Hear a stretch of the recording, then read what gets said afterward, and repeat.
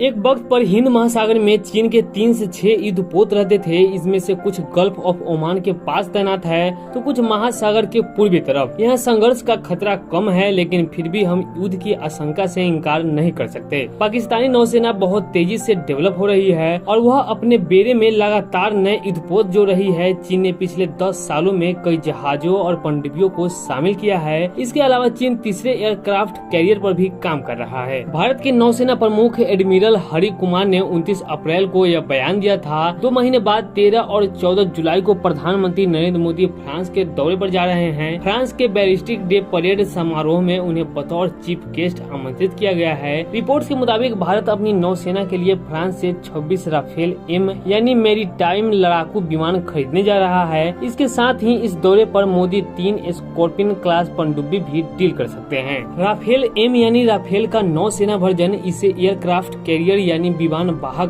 पोत पर तैनात करने के हिसाब से तैयार किया गया है। अगर फ्रांस से डील पक्की होती है तो राफेल एम लड़ाकू विमान को आईएनएस विक्रांत और आईएनएस विक्रम आदित्य पर तैनात किया जाएगा। इन दोनों विमान वाहक पोत पर फिलहाल मिग 29 लड़ाकू विमान तैनात है। रिपोर्ट्स के मुताबिक भारत 26 राफेल एम खरीदेगा। इसमें से 22 सिंगल सीटेड राफेल एम के साथ 4 ट्रेनर विमान शामिल है। इसे फ्रांस की कंपनी दवा एम्बिशन ने बनाया है। रिपोर्ट्स के मुताबिक रक्षा मंत्री राजनाथ सिंह के नेतृत्व में 13 जुलाई को रक्षा अधिग्रहण परिषद यानी डीएसी की बैठक होनी है। बैठक का एजेंडा 26 राफेल एम लड़ाकू विमानों की खरीद को मंजूरी देना है। हाल ही में नौसेना के औपचारिक रूप से रक्षा मंत्रालय को 5 से 6 बिलियन डॉलर यानी 41 से 49 हजार करोड़ रुपए में राफेल एम लड़ाकू विमान खरीदने के लिए सितंबर 2016 में 59 हजार करोड़ रुपए की मेगा डील के तहत भारत पहले ही अपनी वायुसेना के लिए फ्रांस से 36 राफेल लड़ाकू विमान खरीद चुका है। रिपोर्ट्स के मुताबिक राफेल के दोनों वेरिएंट के लगभग 85% कंपोनेंट एक जैसे हैं। इसका मतलब है कि स्पेयर पार्ट्स की जुड़ी कभी भी कोई समस्या नहीं होगी। सामान्य लड़ाकू विमान को एयरक्राफ्ट कैरियर के हिसाब से चेंज किया जाता है। इसकी वजह यह है कि आमतौर पर एयरपोर्ट के स्ट्रिप 3000 मीटर लंबे हैं, वही आईएनएस विक्रांत सिर्फ 200 मीटर में मैनेज करेगा। इसी वजह से विमान वाहक पोत पर अरेस्टेड रिकवरी सिस्टम लगे होते हैं। जैसे आईएनएस विक्रांत पर 3 अरेस्टेड वायर लगे हैं। लैंडिंग के वक्त एयरक्राफ्ट की टेल इनमें से किसी वायर पर हुक हो जाएगी। इससे वो कम दूरी पर ही रुक जाएगा।